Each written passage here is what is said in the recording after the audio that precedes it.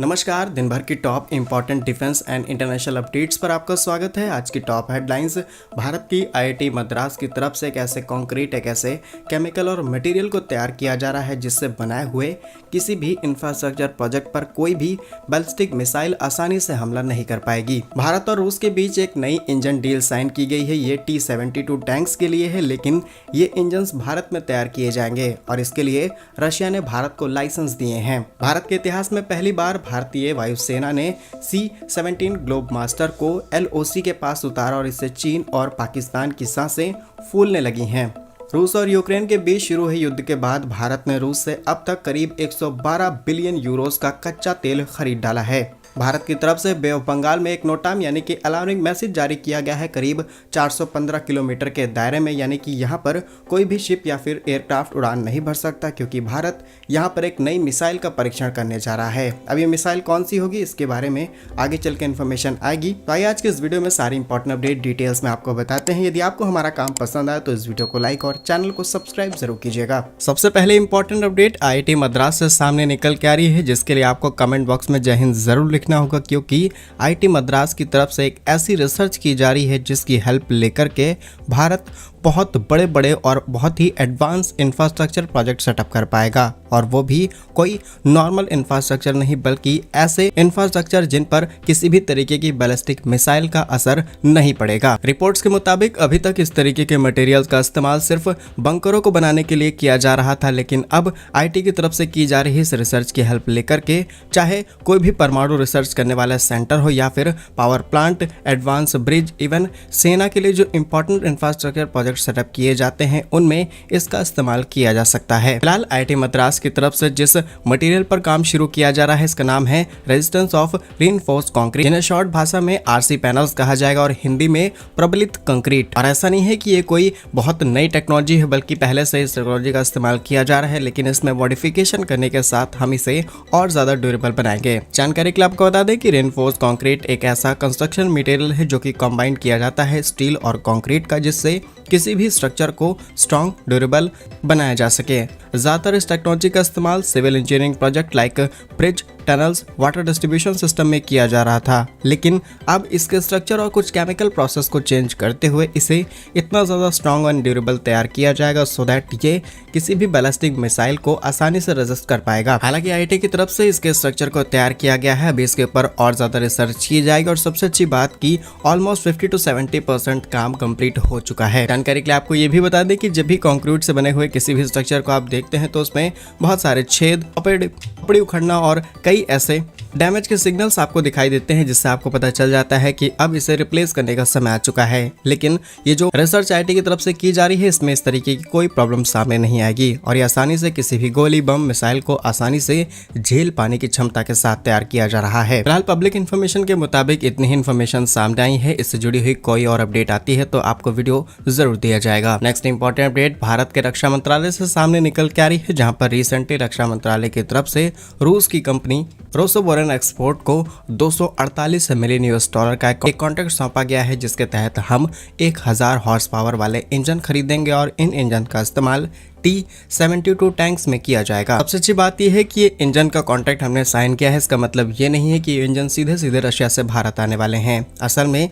इस इंजन की टेक्नोलॉजी और लाइसेंस प्रोसेस के लिए डील साइन की गई है, जिसके तहत TOT, जिसे हम टेक्नोलॉजी ऑफ ट्रांसफर कहते हैं, इसके बाद टेक्नोलॉजी और लाइसेंस दोनों भारत को मिल रहे हैं, जिसमें भारत की मेमर्स आर्म्ड व्हीकल निगम लिमिटेड एक साथ मिलकर के अवाडा चेन्नई प्लांट के अंदर इनको बनाने का काम शुरू करेंगे। And that is not only first time. Russia ने ऑलरेडी भारत को कई इंजन, कई एयरक्राफ्ट की टेक्नोलॉजीज दे रखी है, जिससे उनका प्रोडक्शन भारत में किया जाता है, और अगर टेक्नोलॉजी भारत को नहीं दी जाती तो एटलीस्ट भारत को लाइसेंस रशिया प्रोवाइड कर देता है, जिससे ये प्रोडक्शन हम इजीली कर पाए। और जैसा कि आप जानते होंगे कि T-72 भारतीय सेना के अंदर बड़े पैमाने पर इस्तेमाल होने वाला हथियार है, जिसे करंटली 780 हॉर्स पावर के इंजन के साथ ऑपरेट किया जाता है, लेकिन क्योंकि इनकी मौजूदगी भारत के पास ज्यादा है इसलिए इसके पावरफुल इंजन इसमें लगाए जाए और इसका लाइफ साइकिल और ज्यादा बढ़ाया जाए। इसीलिए 780 हॉर्स पावर से हटा करके अब 1000 हॉर्स पावर के इंजन्स इसमें लगाए जाएंगे। लेकिन जब बात मिलिट्री टैंक इंजन्स की हो रही है तो क्यों ना जर्मनी का जिक्र किया जाए। आपको याद होगा जर्मनी की MTU के साथ भारत की एक एग्रीमेंट साइन होता है जिसमें ये कंपनी भारत को इंजन देने वाली थी। अब कुछ समय बाद ये कंपनी बदल जाती है और कहती है कि अगले 4 सालों तक भारत को इंजन सप्लाई नहीं किए जाएंगे और इससे भारत की टैंक सप्लाई चेन के अंदर काफी बड़ा सेटबैक देखने को मिलता है। प्रोजेक्ट 4-4 साल के लिए डिले हो जाते हैं। देन कुछ समय बाद DRDO डिसाइड करती है कि अब इस प्रोजेक्ट के अंदर हम अपने ही इंजन का इस्तेमाल करेंगे या फिर किसी और कंट्री से इंजन लेंगे, जर्मनी से इंजन नहीं खरीदा जाएगा। और कुछ समय बाद हम इंजन को डेवलप कर लेते हैं, लेकिन इसका T-72 से कोई लेना देना नहीं है। जस्ट फॉर इन्फॉर्मेशन ये बात हमने आपको बताई। Next important update Indian air force से सामने निकल के आ रही है, जहां पर भारत ने एक ऐतिहासिक कदम रखा है LOC के पास।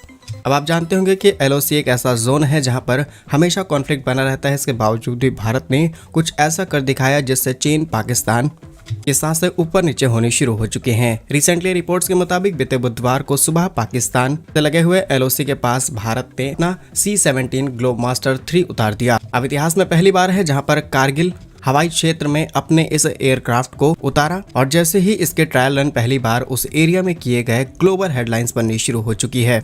और जैसे ही भारत का ये विशालकाय जहाज कारगिल हवाई क्षेत्र में प्रवेश करता है, वैसे ही ग्लोबल हेडलाइंस बननी शुरू हो जाती हैं। यह ट्रायल रन पहली बार है जब विशाल 4 इंजन वाला ट्रांसपोर्टर विमान भारत ने इस लोकेशन पर उतारा है और इसे वहां पर उतारना भी इंडियन एयरफोर्स के लिए काफी बड़ा चैलेंज था, बिकॉज ये एक इतना बड़ा विमान जिसे 9700 फीट से भी अधिक की ऊंचाई पर एक ऐसी लोकेशन पर उतारना है यहाँ पर चारों तरफ पहाड़ियां हैं। उसके बावजूद भी इंडियन एयरफोर्स ने अपने इंटेलिजेंस के जरिए इस काम को कंप्लीट किया। अब वैसे तो बोइंग द्वारा निर्मित C-17 ग्लोबमास्टर 3 भारतीय वायुसेना के लिए एक एडवांस एयरलिफ्टर है जो सामान्य परिस्थितियों में 70 टन के पेलोड को ले जाने में सक्षम है। वहीं कारगिल की ऊंचाइयों पर जहां ऑक्सीजन कम होती है तब भी ये करीब 35 टन के लोड को कैरी कर सकता है। अब भारत के इस विमान को वहां पर उतारने का मकसद क्या है ये आप अच्छे से जानते होंगे, क्योंकि चाइना और पाकिस्तान बहुत ज्यादा उछल कूद मचा रहे थे। नेक्स्ट इंपॉर्टेंट अपडेट भारत और रूस से सामने निकल के आ रही है, जहां पर यूरोप की तरफ से इस रिपोर्ट को क्लेम किया गया है कि दुनिया का तीसरा सबसे बड़ा तेल कंज्यूमर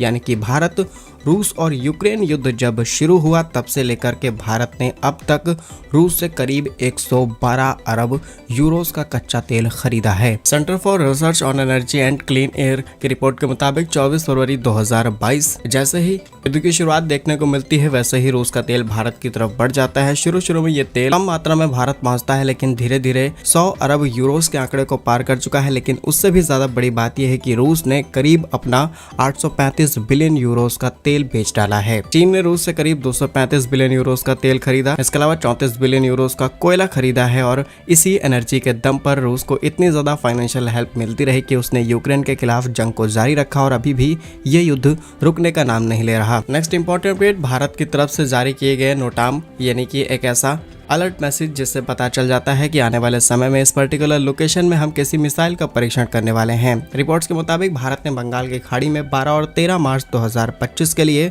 नोटाम जारी कर दिया है, जहां पर भारत एक नई मिसाइल का परीक्षण करेगा और करीब 415 किलोमीटर के दायरे में नोटाम जारी किया गया है। यानी कि कोई भी शिप, कोई भी जहाज इस पर्टिकुलर डेट पे वहां से ना गुजरे। और अब अंदाजा लगाया जा रहा है कि भारत यहां पर आखिर कौन सी मिसाइल का परीक्षण करेगा। इसमें ब्रह्मोस के किसी नए वर्जन को परीक्षण किया जा सकता है या फिर कोई नई एडवांस सुपरसोनिक मिसाइल अस्त्रा MK3 जिसका नाम रणडीव रखा गया है, या फिर कोई एयर टू एयर मार करने वाली मिसाइल जिसकी रेंज 300 से 350 किलोमीटर की होगी और इसीलिए 415 किलोमीटर की रेंज को निर्धारित किया गया है। बाकी आपके हिसाब से आखिर भारत यहाँ पर कौन सी मिसाइल का परीक्षण कर सकता है, कमेंट में अपनी राय जरूर बताइएगा। भारत कैसे ही वीडियोस पाने के लिए वीडियो को लाइक, चैनल को सब्सक्राइब जरूर कीजिए। वंदे मातरम, भारत माता की जय।